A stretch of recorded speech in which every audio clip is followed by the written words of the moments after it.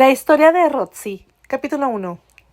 ¿Ves la puerta?, preguntó mi padre, señalando con su grueso dedo índice derecho la entrada de nuestra casa en el East Side de la ciudad de Nueva York. Saca tus cosas y sal. Anda, sal, agregó, levantando el dedo repetidamente, como si estuviera tratando de presionar el botón invisible que me haría desaparecer. Mamá estaba de pie junto a él, luciendo aún más aterrorizada que yo, su hermoso rostro de cameo destrozado bajo la tormenta de su rabia. Siempre fue más fácil de leer que yo. Nunca le mostré miedo a mi padre. Me acobardé o retrocedí, lo que solo lo enfurecía un poco más. De hecho, mi desafío generalmente se hizo más fuerte a medida de que el volumen y la intensidad de su ira hervían como leche caliente. No había un punto medio que ninguno de los dos pudiera ocupar, ningún pozo de compromiso de que ninguno de los dos pudiéramos sacar una copa de calma. Irónicamente, yo era demasiado parecida a él. ¿Crees que no lo haré?, le respondí. No, creo que será mejor que me lo hagas, respondió con un nivel de determinación que nunca lo había visto alzar. No había vacilación en sus ojos ni nada que sugiriera una amenaza vacía. Esta vez no había duda de que había dicho lo que había dicho y cómo lo había dicho. Miré a mamá de nuevo. Parecía mucho más sorprendida por su firmeza de lo que yo lo había visto. Nunca. Ella me confirmó su determinación. Podía ver que papá no estaba simplemente teniendo uno de sus berrinches espontáneos. Tenía los ojos muy abiertos ahora, sus labios temblaban, de hecho todo su rostro parecía vibrar mientras palidecía. Incluso se apartó de él. No tenía duda de que, a lo largo de sus 20 años de matrimonio, ella nunca se había enfrentado ni presenciado tanta furia en él, y no tenía idea de qué más podría ser. Habíamos estado dando vueltas el uno alrededor del otro, como dos guerreros de artes marciales durante meses. Esta confrontación era inevitable. Sí, señor, dije. Luego junté los tacones de mis botas de cuero negro y lo saludé. La forma correcta de saludar fue cuando una de las primeras cosas que me había enseñado cuando era una niña, después de que me lo enseñó.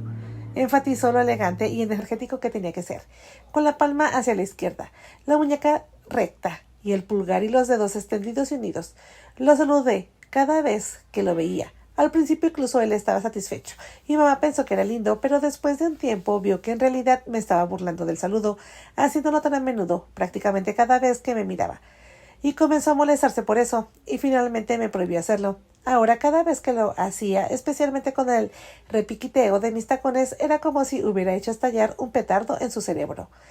En ese momento, las venas de su cuello presionaron con fuerza contra su piel. Unas manchas blancas del tamaño de un guisante en las comisuras de sus labios comenzaron a extenderse como un sarpullido. Parecía como si se hubiera hinchado hasta convertirse en un globo horrible, que podría arrojarme a mí y a todos los muebles por la ventana. Mi padre no era un hombre terriblemente grande, medía un poco más de 1,80 m y tenía los hombros anchos, pero no parecía un levantador de pesas ni un leñador. Había sido criado en una familia militar. Tenía la postura perfecta de un cadete, por lo que siempre parecía sólido y listo para la batalla, a pesar de que había rechazado la vida militar y se había decidido a dedicarse a una gestión de inversiones y la financiación. Su padre era el general Thornton Wilcox, que en su día fue considerado uno de los principales candidatos para mandar a la OTAN. El retrato de mi abuelo, de 2x4, con su uniforme de gala y todas sus medallas relucientes enmarcadas en oro, colgaba en el vestíbulo de la entrada y se cernía sobre nosotras como el retrato de un santo. Podría flotar en el hogar y una familia religiosa. La luz colocada encima parecía resaltar la insatisfacción que no me costó imaginar en su rostro. El hermano mayor de mi padre, el tío Orman, había seguido los pasos de su padre, pero no Montpierre. Aún nadie lo dijo abiertamente. Yo sabía que en la mente de mi abuelo mi padre era una gran decepción. Sabía que tanto que mi abuelo como mi tío ridiculizaban la decisión de mi padre, tratándolo como si fuera de alguna manera más débil que ellos, y en una familia donde el afecto y la emoción se consideraban debilidad. Desde el principio, su padre y su hermano no tenían problemas en pensar en él como un extraño. Nunca lo vi a él ni a mi madre derramar lágrimas por cómo lo trataba su padre y su hermano, pero no había duda de cuál era su posición ante los ojos de ellos, aunque nadie me había dicho claramente: no eres uno de nosotros, no eres Wilcox. Las palabras flotaban en el aire entre ellos como un olor desagradable cada vez que tenían ocasión de encontrarse, lo que ocurría cada vez menos de todos modos, así que supongo que señalar la puerta de entrada y decirme que ya no formaba parte de nuestra familia no fue un gran salto emocional para mi padre. Su familia prácticamente le había hecho lo mismo. Esa vieja expresión, hay que ser uno para conocer a otro, probablemente le encajaba, pero no le echo toda la culpa a él. No busco ninguna racionalización psicológica, ni una excusa cómoda para la que había hecho o lo que estaba sucediendo ahora. No, no voy a negar que soy la primera opción para posar para un cartel de niña problemática. Mi padre había amenazado con desheredarme muchas veces y había sugerido más de una vez que me enviaran a uno de esos campamentos de aislamiento para experimentar el amor duro. Pero realmente no quería creer que llegara al punto en que quisiera firme y permanentemente que yo saliera de su vida, como obviamente lo hacía en este momento. Miré a mamá de nuevo, para ver si ella intervendría y me rescataría. Parecía estar marchitándose rápidamente a raíz de la ira abrumadora de mi padre, como si estuviera tratando de evitar que su cuerpo se desmoronara. Se abrazó con fuerza, parecía alguien con una camisa de fuerza. No había señales de que yo recibiera ayuda en eso. Esta vez ella no iba a interponerse entre nosotros como lo había hecho muchas veces anteriormente. Sabía que, especialmente últimamente, ella también estaba empezando a creer que yo era irrecuperable. Sin importar cuál fuera la razón, oponerse a mi padre era una de las cosas más difíciles de hacer para ella. Ella era tan devota de él como cualquier mujer puede serlo de su marido. Por las conversaciones que había oído entre ella y alguna de sus amigas, sabía que la acusaban constantemente de que no tenía ideas propias y de permitir que mi padre manejara su vida. Pero también sabía que mi padre la había convencido de que yo podía ser una influencia devastadora para mi hermana pequeña, Emmy, la niña de oro de él y de mamá. Su enfant perfect. Y esa posibilidad también la hizo dar un paso atrás. Ni siquiera se suponía que pudiera tener a Emmy después de mi difícil parto. El médico de mamá le había aconsejado que no se quedara embarazada de nuevo.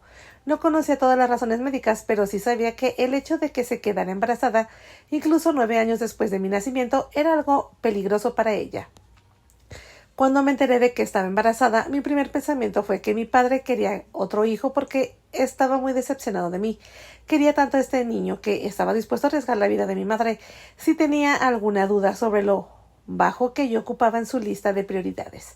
El embarazo de mamá lo confirmó. Cada vez que cerraba los ojos en mi presencia, sospechaba que deseaba que yo nunca hubiera nacido. Norton, Shilbush Play, dijo mamá en voz baja. Hasta ahí llegó su resistencia ese día. Ella provenía de una familia en Francia, donde los hombres eran tratados como reyes. Allí es donde el código napoleónico establecido de la supremacía del marido en lo que se refiere a su esposa e hijos. No, le gritó. Ya no más. La quiero fuera de mi vista. Su grito rebotó en las paredes y me sacudió la columna vertebral, pero no lo demostré. No hay problema, dije. Relájate. El sentimiento es mutuo, añadí con toda la frialdad y calma que pude, y fui a espaciar mis cosas, absorbiendo el miedo y la conmoción. Cuando pasé junto a papá, creí que podía sentir el calor en el aire. Cuando fui sincera conmigo misma, admití que siempre había esperado que este día llegara en secreto. Lo había planeado, acumulando dinero, pensando que llevaría y que no. ¿A dónde iría primero? Mis padres no lo sabían, pero recientemente había estado saliendo con un chico universitario que tenía su propio apartamento en el Bronx. Siempre estaba tratando de convencerme de que me quedara a pasar la noche con él. Y lo había hecho una vez, mintiendo sobre dormir en la casa de una amiga. Ahora tal vez me quedaría por unas cuantas noches. Mientras preparaba el equipaje, los escuché discutir en el piso de abajo. Comentarios como: ¿recuerdas que nos dijeron que el amor duro era nuestra única esperanza? Y déjala ver cómo es tratar de sobrevivir afuera, allá, sola. Flotaba por las escaleras hasta mi habitación. Podía imaginar a mi madre retorciéndose las manos mientras cantaba Mon Dieu, mon Dieu. Eso no impresionaría a mi padre. Pedir la ayuda de Dios era algo que hacía un soldado en la batalla, y seguramente mi padre estaba pensando que esta batalla había terminado. No es de que su familia fuera muy religiosa. De todos modos, a mí me parecía que pensaba en las iglesias de la misma manera que pensaba en el club de oficiales. Otro lugar más que uno de visita de vez en cuando, para recordarse que es especial. Mi hermana Emmy no se enteró de discusión. Estaba profundamente muy dormida en su dormitorio, acurrucada bajo su edredón, con su osito de peluche vestido con uniforme de soldado militar a su lado. Sus ojos de botón de cristal captaban destellos de luz que se filtraban a través de las cortinas. Amy tenía casi 9 años y sin duda era muy inteligente para su edad. A diferencia de mí, tenía una personalidad cálida y muy extrovertida. Era fácil quererla. Yo era más como una nuez sin costuras, imposible de romper o de entrar. Había que aplastarme para quitarme mi dura cáscara. No confiaba en nadie y creía que todo el mundo era egoísta como yo. Incluso las monjas hacían lo que hacía con el único fin de entrar en el cielo. Me parecía que mi padre se había estado quejando de mí desde el primer día, aunque yo no podía recordarlo, pero a menudo hacía referencia a mis días de infancia, describiendo lo difícil y testaruda que podía ser. Se podía decir con seguridad que mi padre rara vez o nunca me felicitaba por algo. Era como si pensara que un cumplido abriría una fortaleza y yo me apresuraría a seguir adelante con toda mi mala conducta. Aunque yo no buscaba excusas en particular, supongo que un buen terapeuta diría que Montpior era el menos en parte responsable de cómo había resultado ser yo. Puede que mi padre no haya elegido una carrera militar, pero sin duda dirigía nuestro hogar y nuestra familia como si fuéramos una unidad militar. A veces pensaba que no era mi padre, era simplemente alguien a cargo, alguien a quien se le asignaba tareas de guardia. Yo tampoco era exactamente la señorita popularidad en mi escuela, pero tenía la suficiente relación con algunas de las otras chicas como para escuchar cómo sus padres las trataban, las adulaban y, lo más importante, buscaban excusas para cualquiera de sus defectos. Algunas de las chicas disfrutaban jugando a hacer que sus padres para ganarse la compasión y se jactaban de lo fácil que les resultaba conseguir que papá hiciera algo por ellas o las dejara hacer cualquier cosa. Incluso las chicas que venían de hogares muy conservadores y religiosos parecer tenían más libertad que yo. No es de que yo le prestara mucha atención a mi correa, aunque era buena para ocultarlo. Un terapeuta seguramente diría que desde el principio le tenía más miedo a mi padre que amor por él. Podía recordar cómo se cernía sobre mí, amenazándome cuando era niña. Había una mirada tan obvia de desagrado y frustración en su rostro. Casi podía oírlo pensar. Esta niña, ¿por qué mi esposa casi pierde la vida? No podía empezar a contar la cantidad de veces que me había contado sobre mi nacimiento y el coqueteo de mamá con la muerte. A veces me hacía parecer una asespip infantil, una espía implantada dentro de mí. Mamá intentaba bajarle el tono, pero él estaba listo con su descripción demasiado gráfica y detallada de lo difícil que había sido mi parto. Al final me di cuenta de que los recuerdos lo perseguían a él y no a ella. Él la había dejado embarazada, así que él, no ella, tenía más responsabilidad. ¿Por qué había corrido ese gran riesgo? Sí, ¿por qué? No necesitaba oír eso. Sabía lo que pensaba. Lo había tomado por ese pequeño monstruo, ese gran engaño al que había llamado Roxy. Creía que sufriría más con la ira de Montpier que Amy, porque nací más cerca de su ruptura con su propio padre. No fuera culpa mía de ninguna manera. Él había tomado su decisión mucho antes de que mamá se quedara embarazada. Había querido ser quien era y hacer lo que estaba haciendo, pero no podía escapar de la culpa. Había demasiada tradición familiar que los perseguía. A tomar su decisión de no alistarse en el ejército, hizo que todos sus antepasados y especialmente su propio padre y hermano parecían inferiores y estúpidos por dedicarse al servicio nacional. Tal vez porque se sentía tan mal consigo mismo y con su relación familiar. Tenía menos paciencia conmigo. Yo era el chivo expiatorio perfecto. O tal vez todo esto era simplemente mi manera de buscar una excusa. Después de todo, cuando se trataba de encontrar una excusa para algo que había hecho o dejado de hacer, yo era una experta. De hecho, otras chicas a menudo acudían a mí en busca de sugerencias. Podía recetar excusas con la misma facilidad con la que la mayoría de los médicos pueden recetar antibióticos. Estuve tentada de abrir un puesto de excusas y cobrar por ellas. Hice cosas malas en la escuela. Hay una pregunta que se responde sola. ¿Nieva en Alaska? Desde el jardín de infantes yo era imposible, odiaba compartir cualquier cosa con cualquiera, era agresiva y acosaba a quien podía.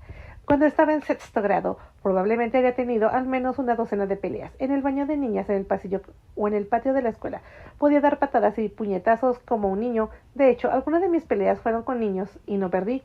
Recibí algunos golpes y moretones, pero nada de eso me hizo retroceder. Creo que mi falta de miedo por mi propia inseguridad y el dolor hicieron más que cualquier otra cosa para aterrorizar a mis oponentes. Mamá caminaba por un sendero directo a las aceras de concreto entre mi casa y mi escuela primaria para tener frecuentes reuniones de padres y maestros y administradores debido a mi mal comportamiento. Cada vez que traían a mi padre, lo llamaban de su oficina. El seguimiento era aún más feo. Él no creía en cosas como el castigo, sentarse en un rincón o perder privilegios. ¿Qué clase de privilegios tenía realmente un niño de 10 años? Nada de televisión, fiestas o películas. Yo podía vivir sin todo eso, también que eso lo disfrutaba más. No, era solo su grueso cinturón lo que le daba alguna esperanza, pero yo también lo frustraba en eso. Casi como yo era casi inmune al dolor que sufría en una buena pelea en el jardín, también era inmune al grueso cinturón de mi padre. Se me llenaban los ojos de lágrimas, no podía evitarlo, pero mantenía los labios cerrados y la lengua paralizada.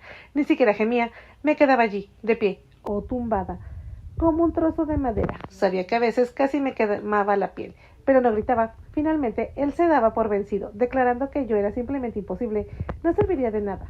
Era una profecía, autocumplida. Él esperaba estar de pie en nuestra sala de estar un día y señalar esa puerta de entrada como lo había hecho hoy. A veces pensaba en qué realidad estaba deseando que llegara esa oportunidad. Por fin había llegado, y no fue por la gota que colmó el vaso. La acumulación era demasiada. No podía aceptar otra regla que se rompiera, otra ley que se desobedeciera. Mi rendimiento escolar era un desastre. Apenas aprobaba la mayoría de las matemáticas y reprobaba algunas en el 12º grado. Tenía muchas posibilidades de no graduarme. A principios de ese año me habían pillado fumando maripip en el baño de chicas. Sospeché que una chica llamada Carly Foreman me había delatado. Unas semanas antes le había robado a su novio, Walter Martin. No fue difícil de hacerlo.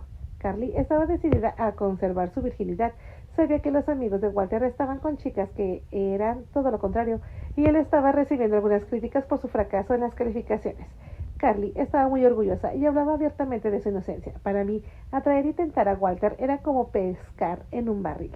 Aunque no era feo, no me atraía especialmente. Lo hacía solo para vengarme de Carly, porque le encantaba difundir rumores sobre mí y menospreciarme.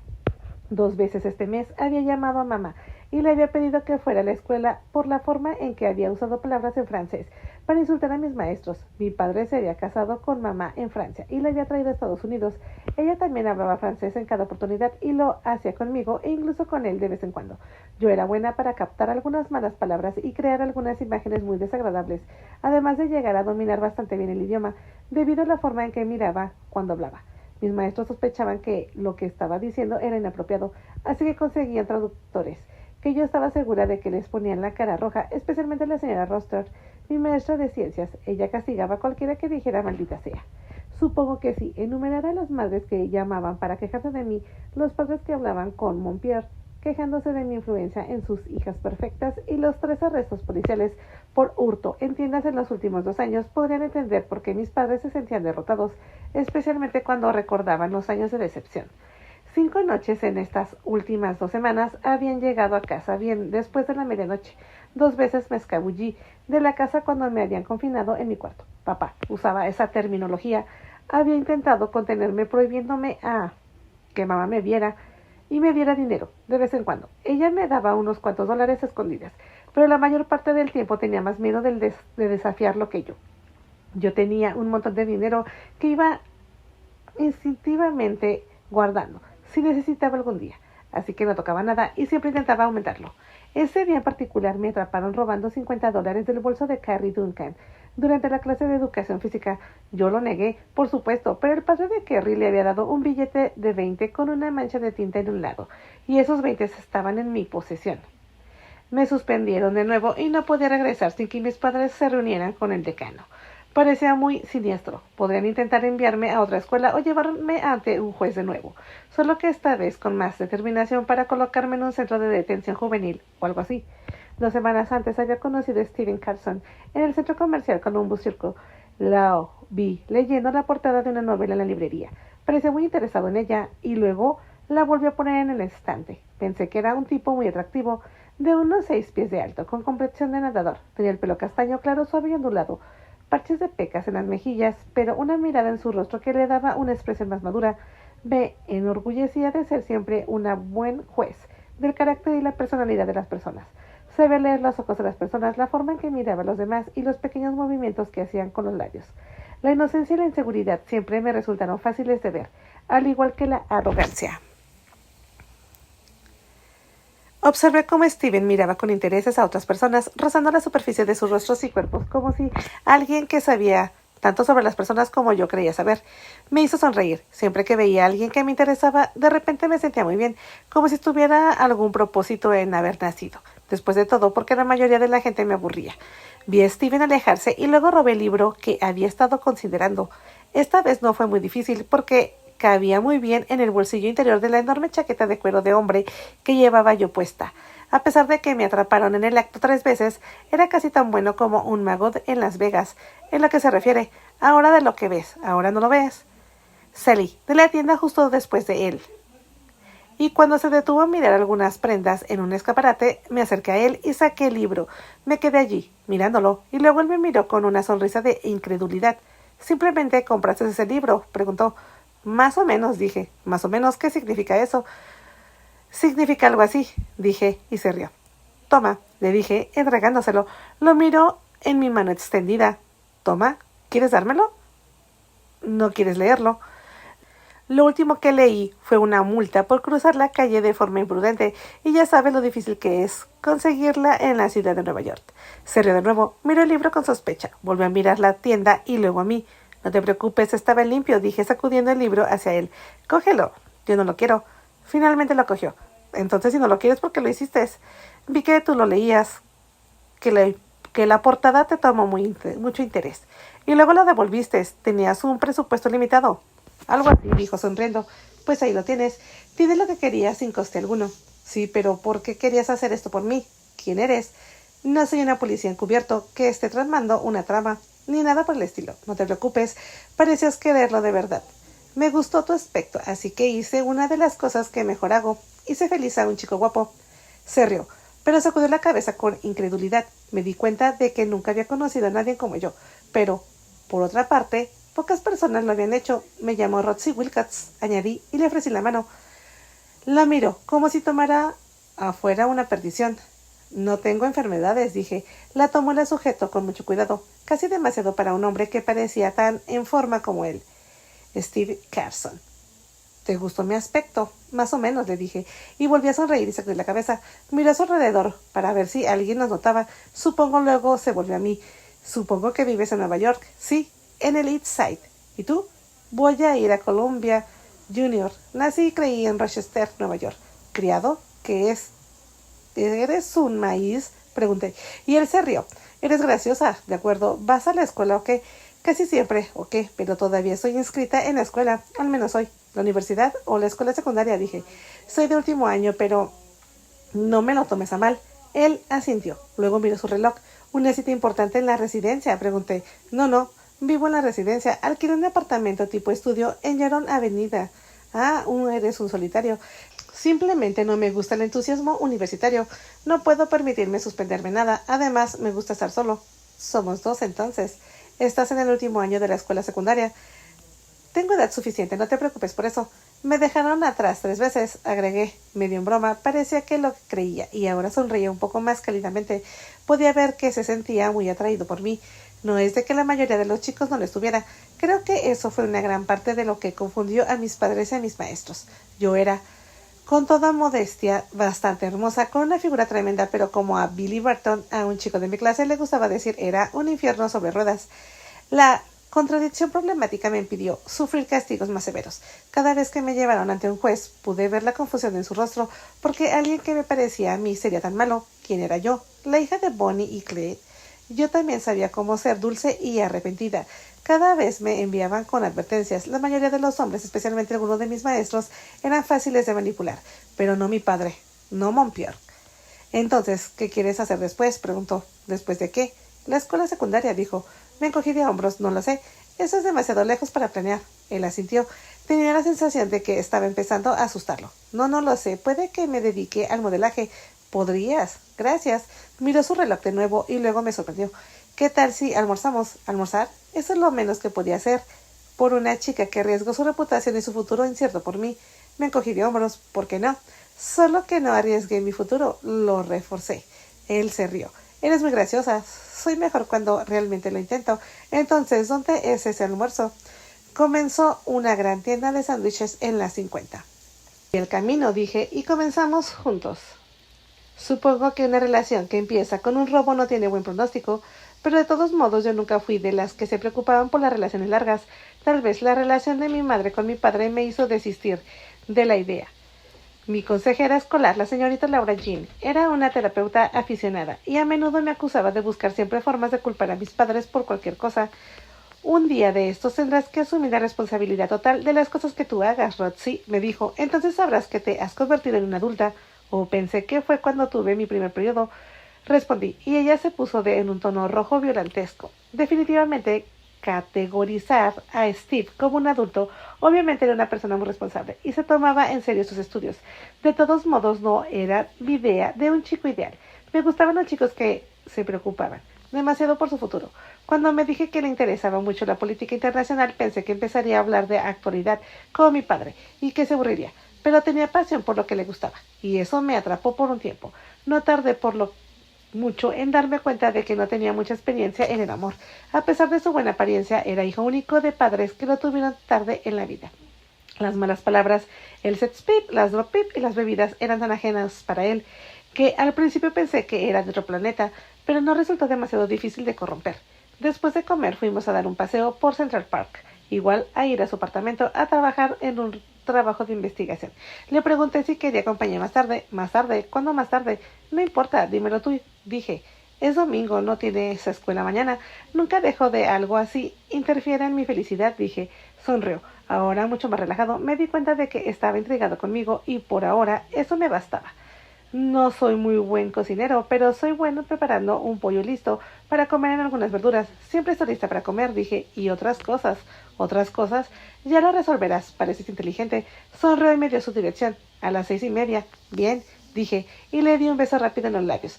Luego me alejé rápidamente. Cuando miré hacia atrás, él todavía estaba allí, de pie mirándome, mirando el libro que le había robado, y luego a mí, como si no pudiera creer que lo acababa de suceder fuera real. Esa fue una de esas noches en las que mi padre casi me arrancaba la cabeza, pero soporté el dolor y seguí viendo a Steve. De vez en cuando, durante las 2 semanas siguientes, resultó que no solo tenía experiencias románticas limitadas, porque eso terminó rápido. Pudo pasar esa noche más tarde en su casa porque una de las chicas de mi escuela me cubrió a cambio de un iPod que había robado. En realidad no era una gran amiga, no es de que ninguna de ellas lo fuera. Monpior estaba en un breve viaje de negocios, así que pude lograrlo. Empecé a disfrutar mucho estar con Steve, pero todavía no podía haber una relación larga con él. Para su crédito, nunca se emocionó demasiado, nunca dijo te amo, o incluso algo como realmente me gustas, Roxy. Tal vez se dio cuenta de lo poco que eso me importaba. Simplemente teníamos algo. De hecho, le dije que hacía el amor como alguien que se cepilla los dientes. ¿Qué significa eso?, preguntó. Lo haces como simplemente fuera algo que tiene que hacerse. ¿Tienes miedo a las caricias? Pensó, un momento, no entiendo el punto, y se encogió de hombros. A estas alturas ya había decidido no tomar en riesgo de lo que yo hiciera o dijera. Era como si entrara y saliera de un sueño cuando estábamos juntos. Realmente me pregunté si piensa en mí el día siguiente o me hizo a un lado por miedo a perderse un punto importante en la clase de ciencias políticas. Sin embargo, la noche que mi padre me echó, fui directamente al departamento de Steve. Después de hacer las maletas, me detuve a ver a Amy durante un largo rato. Había muchas posibilidades de que no la volviera a ver durante algún tiempo. Tal vez nunca. Me pregunté cómo reaccionaría ante eso. No éramos muy cercanas. Había demasiados años de diferencia entre nosotras y mi padre hizo todo lo posible para evitar que hiciera demasiado con ella sin mi madre o él cerca. Podía contar con los dedos las veces que había llevado a algún lugar de la ciudad sin una de ellas. No era de fiar. Ella no se movió. Parecía una muñequita que alguna otra niña hubiera metido en su cama. Pensé que su osito de peluche me miraba con desconfianza. Le acaricié el cabello suavemente para no despertarla. Le susurré adiós y bajé las escaleras. Mamá llegó a la puerta de la sala de estar. Me miró allí de pie, con mi maleta y sacudió la cabeza. Parecía incapaz de hablar. También fue difícil para mí, pero lo logré. Que tengas una buena vida, le dije y salí. Estaba nublado y lúgubre, pero incluso si no lo estuviera, la calle nunca me pareció tan oscura ni tan vacía, aunque había gente caminando por ambos lados y el tráfico era denso. Me sentí un poco aturdida, pero no dudé. Caminé con determinación hasta la esquina y paré un taxi para que me llevara al edificio de apartamentos de Steve. Cuando abrió la puerta y me vio allí de pie con una maleta, parecía tan asombrado como cualquiera podría estar. ¿Qué pasa? Estoy aquí, con una maleta. ¿Por cuánto tiempo? mientras me dejes quedarme, dije. Su asombro cambió rápidamente a una mirada de preocupación. Podría meterme en problemas si te quedaras aquí más de una noche. Eres menor de edad, Roxy, no tienes 18 años, no sabes que sé la verdad. Sacudí la cabeza y levantó las manos. Mira, no estoy listo ni soy capaz de hacer algo así, dijo. ¿Qué hiciste? ¿Escaparte de casa? Más o menos, dije. Sacudió la cabeza. Vete a tu casa, Roxy. Este es un error del que te arrepentirás. Supongo que lo es, dije. Qué lástima, le dije, y lo dejé parado allí en la puerta, luciendo bastante alivianado. Tomé el ascensor hacia abajo, caminé por el pequeño vestíbulo y volví a la calle. Y así fue como empezó todo. Me había enterado de que había un barrio en el Lower West Side, donde se juntaban los fugitivos que aún tenían algo de dinero. Había leído sobre el artículo de periódico escrito por alguien que estaba en la lista de candidatos al premio Pulitzer por hacer una serie sobre los niños olvidados de Estados Unidos. Me entregaba y tal vez, escondido en lo más profundo de mi cerebro, en uno de esos lugares secretos en los que todos guardamos nuestros miedos y pesadillas, me imaginé yendo allí y registrándome en uno de esos nidos de cucarachas, porque el costo era mínimo y a nadie que le dirigiera le importara quién eras, qué edad tenías o si vivías o morías ese día. Podías inventarte cualquier nombre, la única identificación que necesitabas era un billete de $50. Era a finales de abril, y a pesar de la amenaza de lluvia, supongo que podría haber sobrevivido durmiendo en algún viejo coche abandonado, o bajo algún puente en algún lugar, pero al menos en esta excusa de hotel podría tener cierta sensación de seguridad una vez que cerraba la puerta de la habitación. Tal como había leído, cuando llegué a uno de esos lugares siempre tenía nombres que no tenían nada que ver con la realidad, como Paradise Hotel. El hombre que estaba detrás del pequeño y maltrecho escritorio de madera oscura no mostró ningún interés por mí y solo se alegró un poco cuando le saqué un billete de $50. Tenía la sensación de que no era tan viejo como parecía, a pesar de su pelo muy fino y teñido de negro barato, y una cara que parecía celofán arrugado. Tenía una mandíbula que pensé que podría haber sido apretada, con un par de alicantes mientras crecía. Unas profundas arrugas ondulaban en su frente, tosía como alguien que sufre de efisema, lo que se explicaba por un cenicero lleno de puros finos y ahumados sobre el mostrador. Me dio una llave de una habitación en el tercer piso y me dijo que la única regla era no fumar en la habitación, lo que, según dijo, significa no fumar nada. Luego se sentó de nuevo y cerró los ojos como si yo hubiera interrumpido su sueño agradable que estaba teniendo. Por un momento imaginé que había estado hablando con Caronte, el barquero mítico de Hades, la versión griega del infierno, que llevaba las almas de los muertos a través de los ríos Estigia y Aqueronte, que dividían el mundo de los vivos del mundo de los muertos, porque venir a este hotel me hizo sentir que había llegado a la tierra de los muertos. Sonreí para mis adentros, imaginando lo orgulloso que estaría el señor Waller de mí, recordando esa lección de mitología. Pero la verdad era que a pesar del acto que hice, estuve muy atenta en su clase de inglés. El ascensor estaba fuera de servicio, así que me dirigí a la escalera muy estrecha. La barandilla estaba suelta y traqueteada, y los escalones crujían incluso bajo mis escasos 112 libras. Cuando giré hacia el tercer piso, escuché música fuerte y risas que provenían de la primera habitación a la derecha. Afortunadamente, mi habitación estaba a 4 puertas de distancia, y no escuchaba nada detrás de ninguna de esas puertas en ese momento. Todo el pasillo apestaba a cerveza rancia y cigarrillos. No había ventanas, no había posibilidades de que ningún olor escapara o se atenuara. Era como si a todos los olores desagradables se superpusieran a todos los demás y ahora se filtraban a través de las paredes. Como el marco de la puerta de mi habitación estaba deformado, tuve que abrirla de golpe después de insertar la llave y durante unos segundos me quedé en el umbral, debatiendo entre darme la vuelta y salir corriendo o entrar. Me sentí como si estuviera a punto de zambullirme en un pozo negro. Tragué saliva y entré, buscando un interruptor de luz. La pequeña lámpara del techo tenía una bombilla, un tamaño un poco más pequeña que la de un par de bombillas, probablemente colocada allí deliberadamente para que el nuevo ocupante de la habitación no pudiera ver las deterioridades que tenía los pisos y las paredes. ¿A cuántas cucarachas estaban construyendo su propio suburbio? Sentí que todo mi cuerpo se encogía como si ya estuviera trepando por mis tobillos, abriéndose camino con alegría y emoción para meterse debajo de mi sujetador y entrar en mi corazón. Vi que el papel de la pared se había despegado en algunos puntos como si alguien que sufría agorafobia lo hubiera estado rascando. Era comprensible que tuviera miedo de salir a la calle en ese barrio. Parecía que la última vez que limpiaran las calles fue en la época de la Guerra Civil. Cuando entré en la cuadra, tuve la sensación de que alguien pudo haber morido literalmente en la acera y pasar desapercibido. Qué contraste con nuestro inmaculado bloque en el Upper East Side.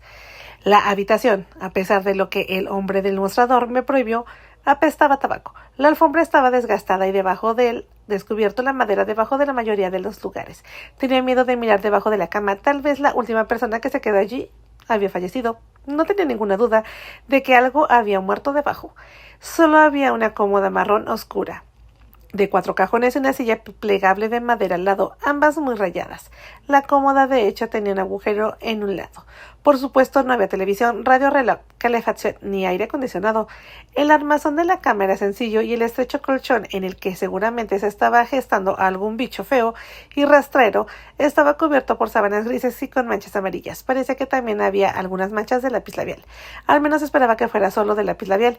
Me quité la manta de lana azul fibrosa, cuya parte inferior estaba rasgada como si alguien la hubiera cortado con un cuchillo afilado. En lugar de la almohada sin funda, decidí usar mi mochila blanda. Sabía que si dormía, tendría que hacerlo con la ropa puesta. Había 2 ventanas pequeñas, una tan atascada en su lugar que probablemente nunca se cerraría. Lo que pensaba bien era algo bueno. Al menos había algo de ventilación.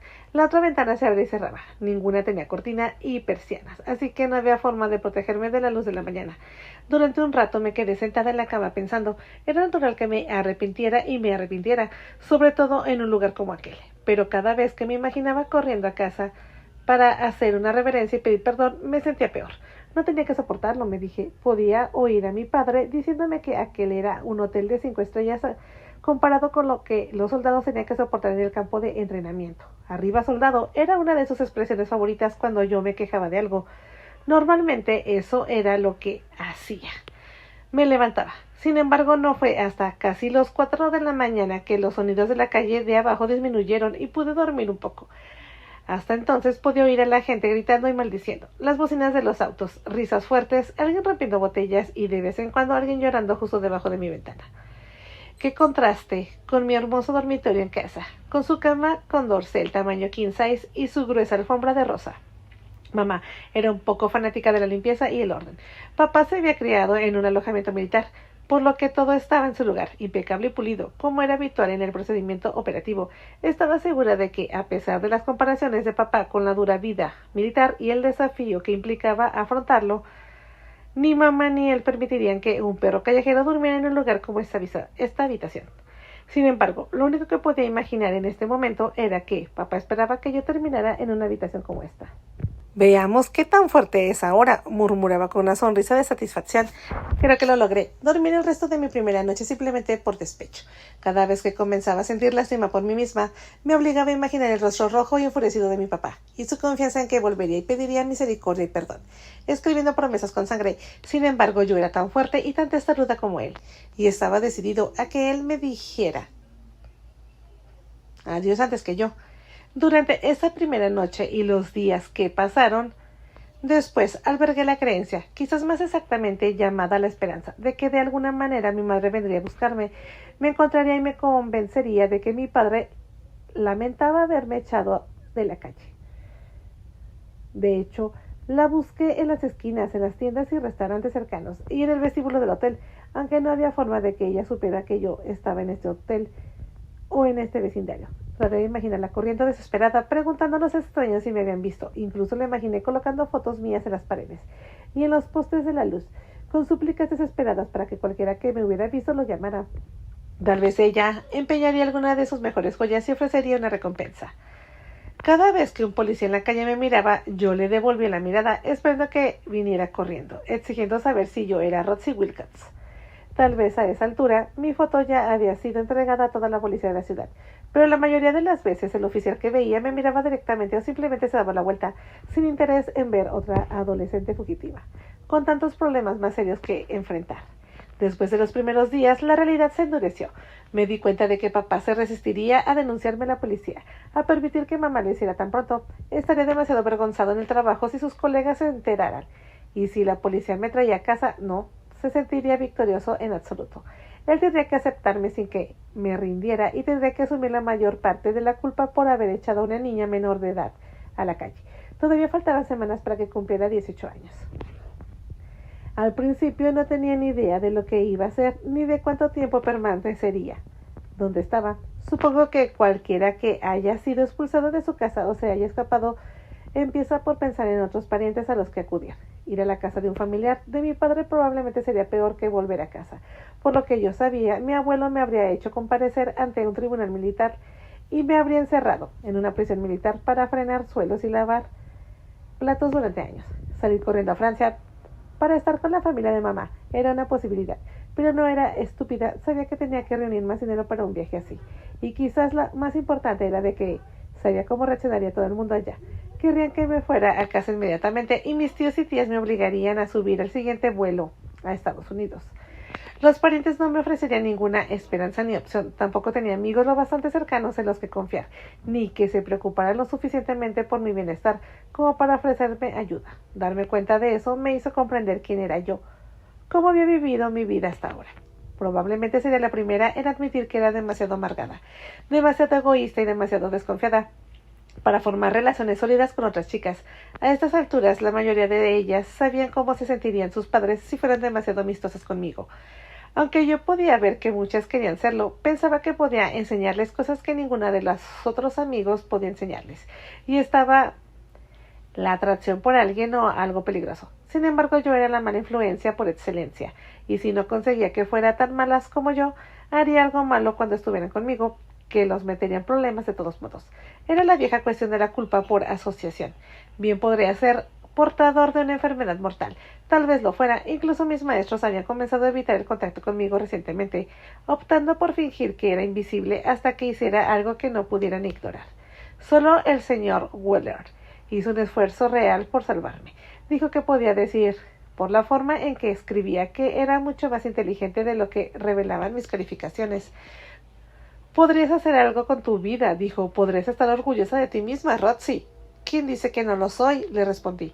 Sonrió. Sus suaves ojos azul grises brillaron con esa ironía que podía expresar y ver en lo que otros decían o hacían. «¿Te odias a ti misma, Roxy?», respondió suavemente. «Pues que otros se traguen su actuación. Pero no trates de disimular con esta falsa bravuconería. Cuando me hables, recuerda tú. El rostro falso debe ocultar lo que sabe el corazón falso», lo dijo Mabel. No le escupí nada, sarcástico ni desagradable. Podía ver lo infeliz que estaba por mí, y lo mucho que odiaba decirme eso. «Deja de pelearte con todos los que quieren ayudarte», añadió. «Quítate ese resentimiento de encima antes de que sea demasiado tarde». No quería continuar la conversación. Él era el único que podía hacerme llorar, y si había algo que nunca quería hacer era llorar por mí misma o darle a alguien la satisfacción de verme hacerlo, especialmente en la escuela. Mi padre me había enseñado eso. Los buenos soldados no se quejan, sonríen y lo soportan. ¿Cómo vivía yo en la casa de mi padre, sino como un buen soldado? Pensé. Arriba el soldado.